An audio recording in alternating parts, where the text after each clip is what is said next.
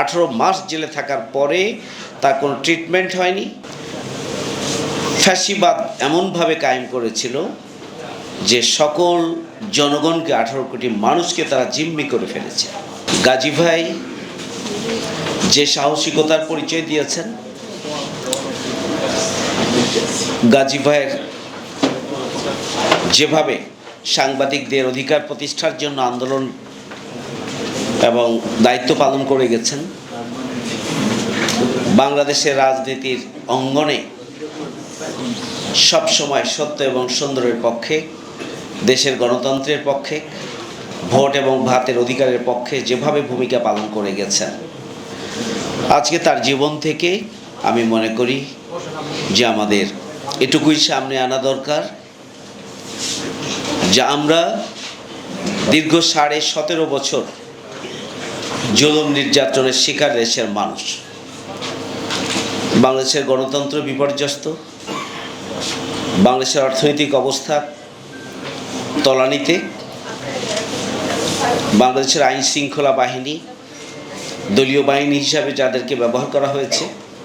বিচার ব্যবস্থাকে যেখানে দলীয়করণ করা হয়েছে, এবং একটি রাষ্ট্র ফ্যাসিবাদ এমনভাবে কায়েম করেছিল যে সকল জনগণকে 18 কোটি মানুষকে তারা জিম্মি করে ফেলেছে। নিশ্চয়ই আপনারা জানেন যে একটা রাষ্ট্রের মূল প্রাণশক্তি হচ্ছে তার সার্বভৌম শক্তি, কিন্তু শেখ হাসিনা ফ্যাসিস্ট অপশক্তি রাষ্ট্রশক্তিকে কাজে লাগিয়ে এই সার্বভৌম শক্তিকে প্রতিবেশী রাষ্ট্রের হাতে বর্গা দিয়েছে, যার কারণে এখানে আমরা 18 কোটি মানুষ পরাধীন ছিলাম। ছাত্রদের আন্দোলন এবং দীর্ঘ 17.5 বছরে বিভিন্ন রাজনৈতিক দল, পেশাজীবী সংগঠন এবং ছাত্রদের আন্দোলনের ধারাবাহিকতায় সর্বশেষ ছাত্রদের নেতৃত্বেই আমরা নতুন বাংলাদেশ পেয়েছি 5ই আগস্টের গণঅভ্যুত্থানের মধ্য দিয়ে। আপনারা খেয়াল করেছেন যে 4 আগস্ট এই প্রেস ক্লাবের সামনে পেশাজীবীদের যে আন্দোলন ছিল, এখানে জাহিদ ভাই উপস্থিত ছিলেন, সেখানে গাজী ভাই উপস্থিত ছিলেন, এখানে শহীদ ভাই উপস্থিত ছিলেন, এখানে অনেকে উপস্থিত ছিলেন। সেই আন্দোলনে সেই দিনও 4 আগস্ট প্রেস ক্লাবের সামনের সমাবেশে সেদিন ছাত্রলীগ এবং পুলিশ বাহিনী যৌথভাবে হামলা করেছিল। সেখানেও সাহসিকতার সাথে আমরা দেখেছি আমাদের প্রিয় রুহুল আমিন গাজী ভাই দাঁড়িয়েছিলেন এবং পরিস্থিতি মোকাবেলা করেছিলেন, সাংবাদিকদেরকে সাহস জুগিয়েছিলেন, এটা প্রতিবাদ করেছেন। সুতরাং জীবনের প্রতিটি মুহূর্ত তিনি সাংবাদিকদের আন্দোলন সংগ্রামের জন্যই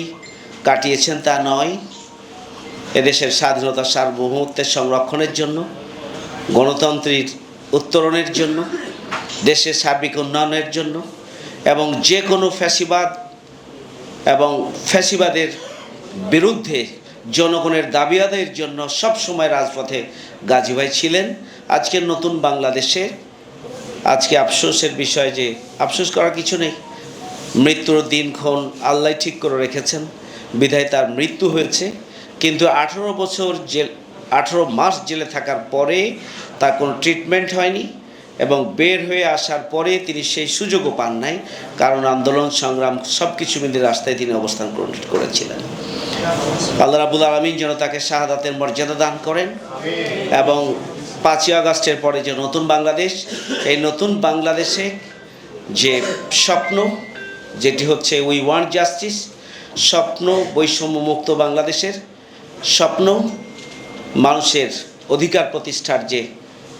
স্বপ্ন, সেই স্বপ্ন বাস্তবায়নে আমরা আবারও গাজী ভাইয়ের মতো করেই যেন নিজ নিজ অবস্থান থেকে নতুন বাংলাদেশ যে ভিত্তি তৈরি হয়েছে, এরপরে নতুন বাংলাদেশের বিনির্মাণে যেন আমরা ভূমিকা পালন করতে পারি এবং নিরন্তর রাজপথে থেকেই জনগণের অধিকারকে প্রতিষ্ঠা করার জন্য অগ্রণী ভূমিকা পালন করতে পারি, তাহলেই আমাদের আজকের আলোচনা সার্থক হবে বলে আমি মনে করি।